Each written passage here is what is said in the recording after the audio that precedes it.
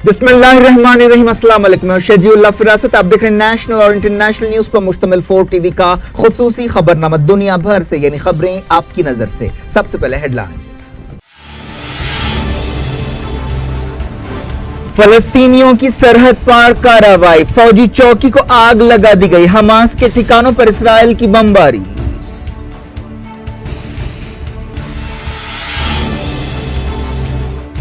Iran पर पाबंदियों से मिडिल ईस्ट में नए खतरे पैदा होंगे, फ्रांस ने किया खबरदार।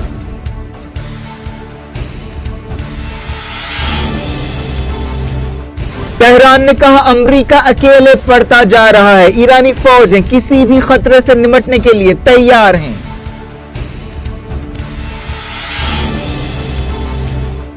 बहीर अहमर में झड़प, सऊदी इत्तेहाद ने कहा ऑयल टैंकर पर अल-हूसी कश्तियों के हमले को नाकाम बना दिया गया।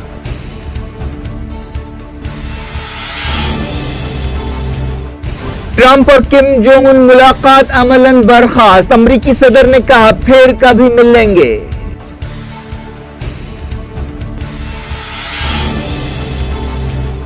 वेनेजुएला ने अमरीकी सफारतकारों को मुल्क से बाहर कर दिया, पाबंदियों के बाद एहतजाजी कार्रवाई।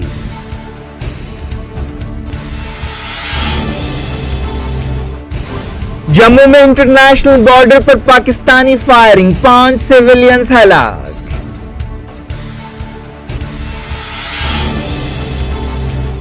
कुमारस्वामी की हलफबर्दारी में अपोजिशन इत्तेहाद का जबरदस्त मुजाहरा, क्या 2019 तक जज्बा कायम रहेगा?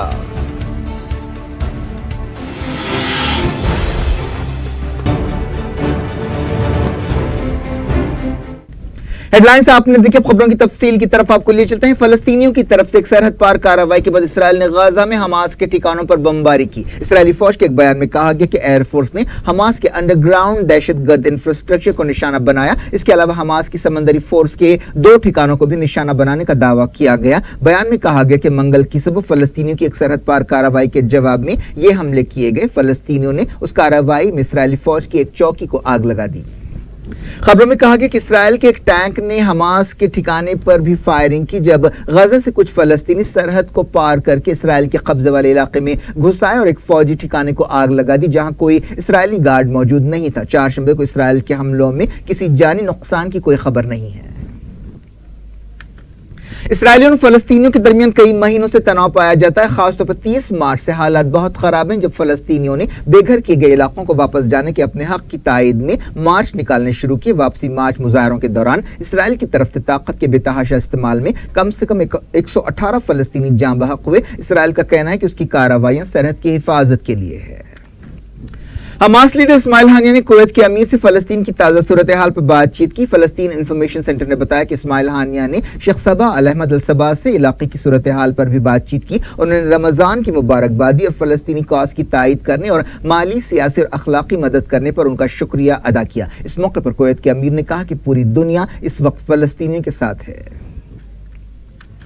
गाजा की वाकयात पर एहतजाज करते हुए इंडोनेशिया ने इसराइली शहरियों के लिए जारी वीजे कैंसिल कर दिए और इसराइलियों के इंडोनेशिया में दाखिले पर पाबंदी लगा दी। इसराइल के वज़ीर आज़म बेंजामिन नेतन्याहू ने अपने वजीरों के साथ अल-कुद्स यरूशलेम के करीब एक अंडरग्राउंड बंकर में कैबिनेट मीटिंग की। ईरान के वज़ीर ख़ारजा जवाद ज़रीफ ने कहा है कि अमरीकी ओहदेदार अपनी ख़ारजा पॉलिसी के एजेंडे को हासिल करने के लिए गलत तरीके इस्तेमाल कर रहे हैं। जवाद ज़रीफ ने secretary of state Mike Pompeo के हालिया बयान के पस मंज़र में ये बात कही। इस बयान में पॉम्पियो ने ईरान के खिलाफ सख्त पाबंदियां लगाने का ऐलान किया था। जवाद ज़रीफ ने कहा कि पॉम्पियो के रिमार्क्स इतने बेबुनियाद हैं कि वो तहजीब और शाइस्तगी के खिलाफ है और उनका जवाब देना जरूरी नहीं है। ईरानी वजीर ने कहा कि अमेरिका ईरान के खिलाफ दुनिया की राय को अपने हक में करने में नाकाम रहा और इस्लामी जमहूरिया के ताल्लुक से झूठ फैला रहा है। इराक और सीरिया में ईरान के रोल का जिक्र करते हुए जवाद ज़रीफ ने यह बात दोहराई कि ईरान ने सीरिया और इराक की हुकूमतों की दरख्वास्त पर उनकी मदद की और इसका मकसद दहशतगर्दी से मुकाबला करना था। ایران کے آرمی چیف نے کہا کہ ایرانی فوجیں کسی بھی خطرے سے نمٹنے کے لیے تیار ہیں اور انہیں اپنی فوجی صلاحیتیں بڑھانے کے لیے کسی غیر ملکی طاقت کی اجازت کی ضرورت نہیں ہے۔ میجر جنرل محمد باقری نے ایرانی پارلیمنٹ سے خطاب کرتے ہوئے یہ بات کہی۔ 1980 کے دہے میں لڑی جانے والی ایران عراق جنگ کے دوران خرم شہر کو آزاد کرانے کی سالگرہ کے موقع پر اپنے خطاب میں انہوں نے کہا کہ ایرانی فوجیں دشمن کے خطروں کی صورت میں ملک کی حفاظت کے لیے تیار ہیں۔ انہوں نے کہا کہ امریکہ ایران کی فوجی طاقت سے مقابلہ کرنے کی جرات نہیں کر سکتا، اسی لیے وہ ایرانی عوام پر معاشی دباؤ ڈال رہا ہے اور دماغی کھیل کھیل رہا ہے۔ فرانس نے کہا کہ ایران کے خلاف امریکہ کی نئی پابندیوں سے مڈل ایسٹ اور خطروں سے دوچار ہوگا۔ فرانس کے وزیر خارجہ نے ایران نیوکلیئر ڈیل کو توڑنے کے لیے امریکہ کے صدر ڈونلڈ ٹرمپ پر تنقید کی۔ فرانس کے وزیر خارجہ نے فرینچ ریڈیو سے بات چیت کرتے ہوئے کہا کہ وہ امریکہ کے فیصلوں سے اتفاق نہیں رکھتے۔ انہوں نے کہا کہ امریکی پابندیوں سے بات چیت کا راستہ صاف نہیں ہوگا بلکہ بات چیت کی کوششیں کرنے والوں کو دھکا لگے گا۔ ایک رپورٹ میں کہا گیا کہ ایران نے لمبی دوری تک وار کرنے والے اپنے میزائل پروگرام کو پھر سے شروع کر دیا ہے۔ اخبار نیو یارک ٹائمز نے یہ دعویٰ کیا۔ اس رپورٹ میں کیلیفورنیا کے ریسرچرز کے حوالے سے کہا گیا کہ ایران نے ایک دور دراز کے ریگستانی علاقے میں خفیہ طور پر یہ کام شروع کیا ہے۔ سیکریٹری اسٹیٹ مائک پومپیو نے اس دوران کہا ہے کہ ایرانی قوم کو اپنی پسند کی لیڈرشپ چننی چاہیے۔ سعودی عرب کے فوجی اتحاد نے بحیرہ احمر یا ریڈ سی میں الحوثیوں کی 2 کشتیوں کو تباہ کرنے کا دعویٰ کیا ہے۔ ایک آئل ٹینکر کو ان کشتیوں سے خطرہ پیدا ہو گیا تھا۔ سعودی اتحاد میں شامل UAE کی فوجوں نے یہ کارروائی کی۔ بتایا گیا کہ الحوثیوں کی کشتی کے ذریعے ایک کمرشل آئل ٹینکر کو نشانہ بنانے کی کوشش کی گئی۔ اس کارروائی کے دوران الحوثیوں کی 2 کشتیاں فرار ہو گئیں۔ اس بارے میں کچھ نہیں کہا گیا کہ کیا آئل ٹینکر کو کچھ نقصان پہنچا۔ پچھلے مہینے حدیدہ بندرگاہ کے قریب سعودی عرب کے ایک آئل ٹینکر کو نشانہ بنایا گیا تھا۔ الحوثیوں نے تصدیق کی تھی کہ انہوں نے اتحادی فوج کے ایک جنگی جہاز کو ٹارگٹ کیا۔ امریکہ نے یمن کے الحوثیوں کی مدد پر ایران کے ریولیوشنری گارڈز کے خلاف نئی پابندیاں لگائی ہیں۔ امریکہ کے ٹریجری ڈپارٹمنٹ نے ایک بیان میں کہا کہ ریولیوشنری گارڈ سے تعلق رکھنے والے یہ عہدیدار سعودی عرب میں حملوں کے لیے الحوثیوں کی مدد کر رہے تھے۔ ٹریجری سیکریٹری اسٹیفن میوچن نے کہا کہ امریکہ الحوثی باغیوں کے لیے ایران کی مدد کو برداشت نہیں کرے گا۔ انہوں نے کہا کہ الحوثی ہمارے قریبی پارٹنر پر حملے کر رہے ہیں۔ یونائیٹڈ نیشنز میں سعودی عرب کے سفیر عبداللہ المعلمی نے کہا ہے کہ یمنیوں کی تکلیفوں کے لیے ایران سب سے بڑا ذمہ دار ہے۔ انہوں نے یمن کے حالات پر ایک بحث میں حصہ لیتے ہوئے کہا کہ یمنیوں کے بچاؤ میں ایرانی نمائندے کی تقریر ایک مذاق ہے۔ انہوں نے کہا کہ ایران کی تائید رکھنے والے الحوثی 3 سال پہلے کئی علاقوں پر کنٹرول حاصل کرنے کے بعد یمنیوں پر زیادتیاں کر رہے ہیں۔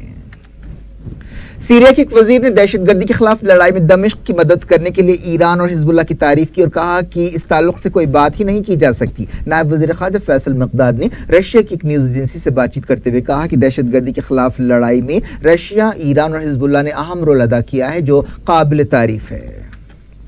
لبنان کے ارکان پارلیمنٹ نے ایک بار پھر نبیل بیری کو پارلیمنٹ اسپیکر کی حیثیت سے چن لیا ہے۔ 6 مئی کے الیکشنز کے بعد پارلیمنٹ کی پہلی میٹنگ ہوئی جس میں 128 رکنی پارلیمنٹ میں نبیل بیری کو 98 ووٹ حاصل ہوئے۔ لبنان میں ایک سمجھوتے کے تحت پارلیمنٹ اسپیکر کا عہدہ ایک شیعہ کو، وزیر اعظم کا عہدہ ایک سنی کو اور صدر کا عہدہ ایک عیسائی کو دیا جاتا ہے۔ حالیہ الیکشنز میں حزب اللہ کے اتحاد نے سب سے زیادہ سیٹیں حاصل کی تھیں۔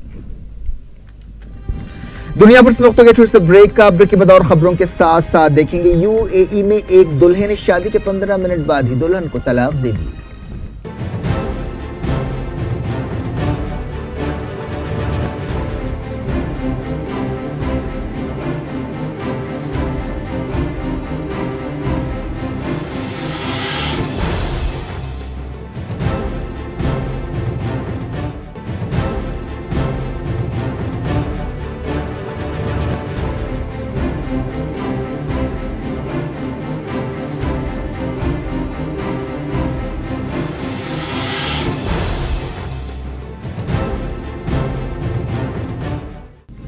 Welcome back. آپ دیکھ رہے ہیں اپنا پسندیدہ خبرنامہ دنیا بھر سے۔ میں شجیع افراز۔ اس خبرنامے میں ہم آپ کے لاتے ہیں دنیا کے گوشے گوشے سے آپ ہی کی پسند اور دلچسپی کی خبریں۔ آگے بڑھنے سے پہلے ہیڈ لائنز ایک بار پھر۔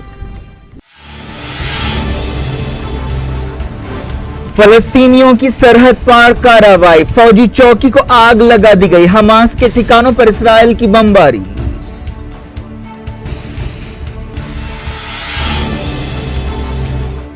ایران پر پابندیوں سے مڈل ایسٹ میں نئے خطرے پیدا ہوں گے، فرانس نے کیا خبردار۔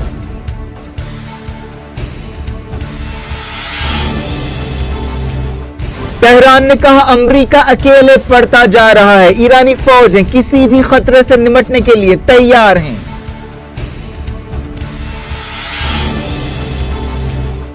بحیرہ احمر میں جھڑپ، سعودی اتحاد نے کہا آئل ٹینکر پر الحوثی کشتیوں کے حملے کو ناکام بنا دیا گیا۔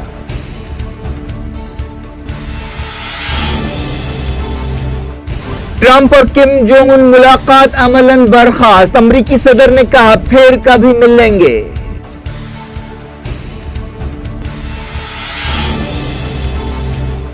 وینزویلا نے امریکی سفارتکاروں کو ملک سے باہر کر دیا، پابندیوں کے بعد احتجاجی کارروائی۔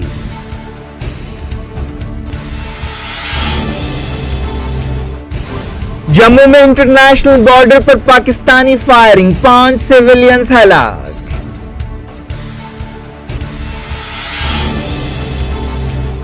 کماراسوامی کی حلف برداری میں اپوزیشن اتحاد کا زبردست مظاہرہ، کیا 2019 تک جذبہ قائم رہے گا؟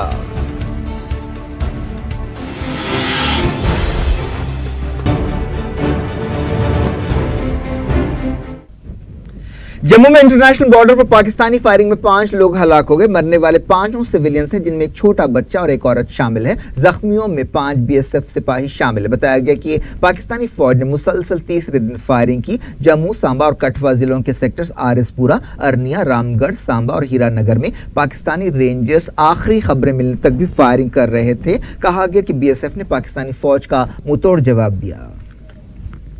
بات کرناٹک کی۔ کرناٹک میں کئی دنوں کے ڈرامے کے بعد JDS لیڈر HD کماراسوامی نے ریاست کے 24ویں چیف منسٹر کی حیثیت سے حلف لے لیا۔ کانگریس کے ریاستی صدر G پرمیشورا نے ڈپٹی چیف منسٹر کی حیثیت سے حلف لیا۔ گورنر وجوبھائی والا نے بنگلورو کے ودھان سودھا کے قریب کماراسوامی کو عہدے اور رازداری کا حلف دلایا۔ اس موقع پر کئی قومی اور علاقائی اپوزیشن لیڈرز موجود تھے۔ کماراسوامی نے الیکشن کی مہم کے دوران کہا تھا کہ وہ بادشاہ نہیں بلکہ بادشاہ گر بنیں گے، اور ان کی یہ الفاظ صحیح ثابت ہوئے۔ کماراسوامی نے اپنی پارٹی JDS کو الیکشنز میں تیسرا مقام حاصل ہونے کے باوجود چیف منسٹر کی کرسی پر بیٹھنے میں کامیابی حاصل کی۔ وہ دوسری بار چیف منسٹر بنے، اس سے پہلے وہ 20 مہینوں تک اس کرسی پر رہ چکے۔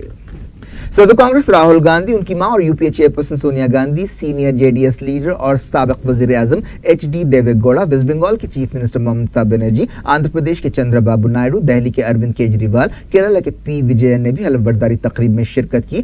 JDS کی اتحادی پارٹی BSP کی چیف مایاوتی، اتر پردیش میں ان کے ساتھ اتحاد کرنے والے سماجوادی پارٹی لیڈر اکھلیش یادو بھی ایک دوسرے کے بازو بیٹھے ہوئے تھے۔ CPIM کے general secretary Sitaram Yechury, RJD leader Tejashwi Yadav, NCP leader Sharad Pawar اور دوسروں نے بھی حلف برداری تقریب میں حصہ لیا۔ کچھ دیر بارش کی وجہ سے تقریب متاثر ہوئی، لیکن اس کے باوجود وہاں جمع ہزاروں پارٹی کارکنوں کے جوش و خروش میں کوئی تبدیلی نہیں آئی، جو نعرے لگا رہے تھے اور جھنڈے لہرا رہے تھے۔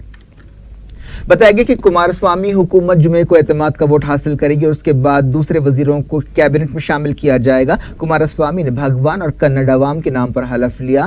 حلف برداری تقریب میں اپوزیشن اتحاد کا بھرپور مظاہرہ کیا گیا۔ اب دیکھنا یہ ہے کہ اس اتحاد کا جذبہ کیا 2019 کے الیکشنز تک برقرار رہتا ہے۔ ایکسپرٹس کا خیال ہے کہ اس حلف برداری سے 2019 کے الیکشن سے پہلے اپوزیشن جماعتوں کا ایک مضبوط پلیٹ فارم بنائے اور اپوزیشن پارٹیاں اگلے عام چناؤ میں مل کر BJP کو ہرانے کی کوشش کر سکتی ہیں۔ کانگریس اور JDS کے درمیان ایک سمجھوتا ہوا ہے، جس کے تحت کانگریس کے 22 اور JDS کے 12 وزیر ہوں گے۔ حلف برداری کے موقع پر چندرا بابو نائیڈو اور ممتا بنرجی نے میڈیا سے بات چیت کرتے ہوئے علاقائی پارٹیوں کو مضبوط بنانے کی ضرورت پر زور دیا۔ تمل ناڈو کے ٹوٹیکورین میں ایک کیمیکل پلانٹ کے خلاف مظاہروں اور گڑبڑ کا سلسلہ جاری ہے۔ 4 شنبے کو تازہ پولیس فائرنگ میں ایک شخص ہلاک ہو گیا، جس کے ساتھ ہی 2 دنوں میں مرنے والوں کی تعداد بڑھ کر 12 ہو گئی۔ پچھلے کئی دنوں سے ٹوٹیکورین میں اسٹیرائڈ پلانٹ کے خلاف احتجاج کیا جا رہا ہے۔ مقامی لوگوں کا کہنا ہے کہ اس سے پولیوشن کی صورتحال بہت خراب ہو رہی ہے۔ منگل کو اس پلانٹ کے خلاف احتجاج نے تشدد کی شکل اختیار کر لی تھی اور احتجاجیوں اور پولیس کے درمیان جھڑپیں ہوئی تھیں۔ صدر کانگریس راہل گاندھی نے پولیس فائرنگ میں کئی لوگوں کے مارے جانے پر تنقید کی اور کہا کہ یہ سرکاری دہشت گردی کی مثال ہے۔ راہل گاندھی نے ٹویٹر پر کہا کہ ناانصافی کے خلاف احتجاج کرنے پر شہریوں کا قتل کیا گیا ہے۔ تمل ناڈو کے چیف منسٹر پلانی سوامی نے پولیس فائرنگ کی عدالتی تحقیقات کا حکم دیا۔ نیشنل مائنورٹیز کمیشن کے چیئرپرسن سید غیور الحسن رضوی نے آج بشپ دہلی کے اس خیال کو رد کر دیا ہے کہ ملک میں طوفانی سیاسی ماحول پایا جاتا ہے. انہوں نے کہا کہ آج بشپ کو ایسے بیانات نہیں دینے چاہیے جس سے ماحول خراب ہوتا ہو. رضوی نے کہا کہ مرکزی حکومت سب کے لیے کام کر رہی ہے اور مذہب کی بنیاد پر کوئی فرق نہیں کر رہی ہے. آج بشپ نے یہ کہتے ہوئے ایک تنازع پیدا کر دیا کہ ملک کے موجودہ حالات سے جمہوری اصولوں اور سیکولر ڈھانچے کو خطرہ پیدا ہو گیا ہے. آج بشپ نے کیتھولک عیسائیوں سے کہا کہ وہ 2019 کے لوک سبھا الیکشن سے پہلے حالات میں سدھار کے لیے خصوصی عبادتیں کریں اور برت رکھیں. ایک بار پھر انٹرنیشنل نیوز. امریکہ کے صدر ڈونلڈ ٹرمپ اور نارتھ کوریا کے صدر کم جونگ ان کے بیچ چھوٹی ملاقات کے امکانات کم ہوتے نظر آ رہے ہیں. یہ ملاقات 12 جون کو سنگاپور میں ہونے والی تھی لیکن حال ہی میں بعض تلخ واقعات پیش آئے جس کی وجہ سے یہ ملاقات عملاً ختم ہو گئی ہے. ٹرمپ نے ساؤتھ کوریا کے صدر مون جے ان کے ساتھ ایک پریس کانفرنس سے خطاب کرتے ہوئے کہا کہ اس مرتبہ اگر یہ ملاقات نہیں ہوتی ہے تو بعد میں پھر کبھی ہوگی. اس طرح ٹرمپ نے اشارہ دیا کہ کم جونگ ان کے ساتھ ان کی ملاقات عملاً ختم ہو گئی ہے. عراق میں نئی حکومت بنانے کے لیے سب سے زیادہ سیٹیں حاصل کرنے والے مقتدی الصدر کے گروپ اور ایران کی تائید رکھنے والے فتح گروپ کے درمیان بات چیت ہو رہی ہے. ایران کی تائید رکھنے والی والنٹیئر فورسز کے گروپ الفتح نے حالیہ الیکشنز میں دوسرا مقام حاصل کیا. اس گروپ کی شیعہ عالم مقتدی الصدر کے بلاک کے ساتھ بات چیت شروع ہو گئی ہے. الفتح گروپ میں وہ لشکر شامل ہیں جنہوں نے آئیسس کے خلاف حالیہ کامیابیوں میں اہم رول ادا کیا.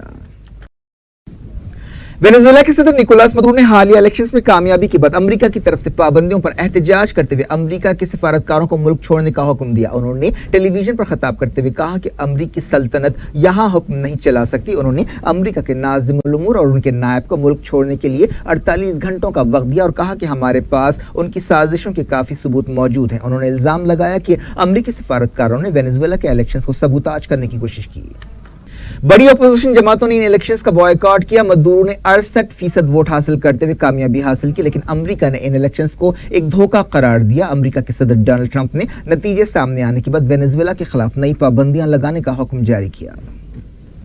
پاکستان کے کراچی شہر میں امریکہ کے ٹیکساس کے ایک اسکول میں فائرنگ کے واقعے میں ہلاک لڑکی کی تدفین عمل میں آئی. 17 سالہ سبیکا شیخ ان 8 سٹوڈنٹس اور 2 ٹیچرز میں سے ایک ہے جنہیں ہلاک کیا گیا تھا. سبیکا کی میت 4 شنبے کو پاکستان لائی گئی. اس واقعے کے سلسلے میں ایک 17 سالہ نوجوان کو گرفتار کیا گیا ہے. سبیکا عید سے پہلے پاکستان آنے والی تھی لیکن وہ تابوت میں کراچی پہنچی جو اس کا وطن ہے. سبیکا کے والد نے BBC سے بات چیت کرتے ہوئے کہا کہ ان کی بیٹی کی موت کے بعد امریکہ میں بندوق سے متعلق قانون میں تبدیلی کا عمل تیز ہونا چاہیے.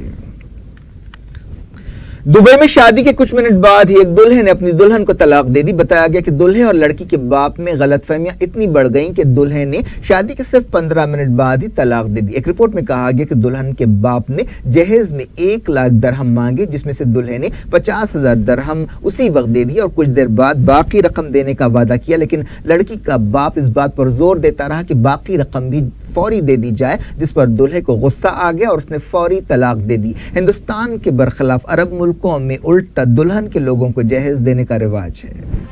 کیا کچھ ہو رہا ہے آپ کی دنیا میں؟ آخر میں ہیڈ لائنز دنیا بھر سے ایک بار پھر دیکھتے ہیں. فلسطینیوں کی سرحد پار کارروائی. فوجی چوکی کو آگ لگا دی گئی. حماس کے ٹھکانوں پر اسرائیل کی بمباری.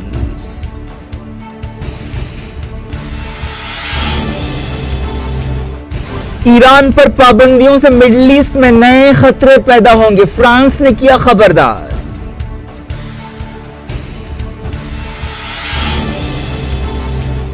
تہران نے کہا امریکہ اکیلے پڑتا جا رہا ہے. ایرانی فوجیں کسی بھی خطرے سے نمٹنے کے لیے تیار ہیں.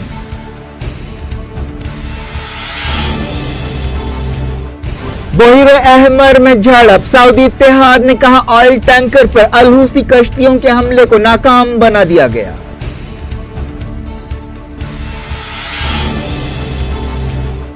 ٹرمپ اور کم جونگ ان ملاقات عملاً برخاست. امریکی صدر نے کہا پھر کبھی ملیں گے.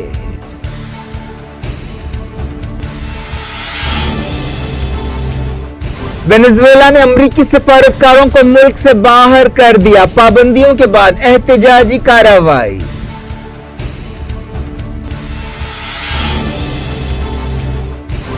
جموں میں انٹرنیشنل بارڈر پر پاکستانی فائرنگ. 5 سیویلینز ہلاک.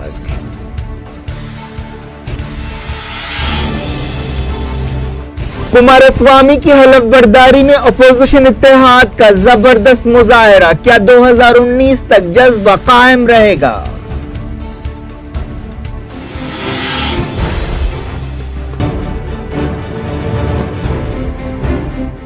ये थी आज की खबरें। शेड्यूल फरासत को दें इजाजत और अपना बेहद ख्याल रखें। अल्लाह हाफ़िज़।